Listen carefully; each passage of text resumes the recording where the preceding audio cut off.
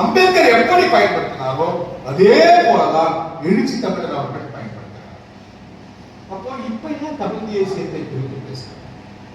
ஒரு கால வரையறையை நாம் வைத்துக் கொண்டோம் என்று சொன்னால் போலவே 1800களில் அயோத்திதாச பண்டிதர் அவர்கள் பிறக்கிறார்கள். 1914 அவர் காலமாகிவிட்டார்.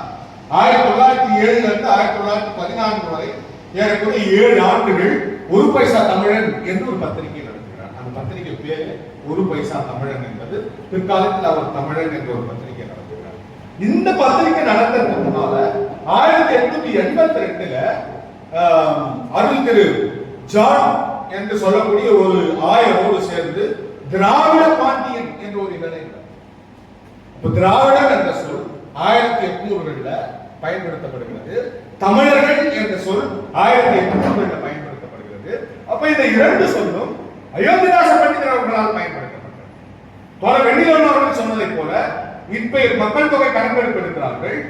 அப்பொழுது முதல் மக்கள் தொகை கணக்கெடுப்பு நடத்தப்படுகிற பொழுது நாம் நம்ம இந்துக்கள் என்று சொல்லிவிடக் கூடாது என்பதில் மிகவும் எச்சரிக்கையாக இருந்த அயோத்திதாச பண்டிதர் அவர்கள் நம்மை பூர்வீக தமிழர்கள் என்று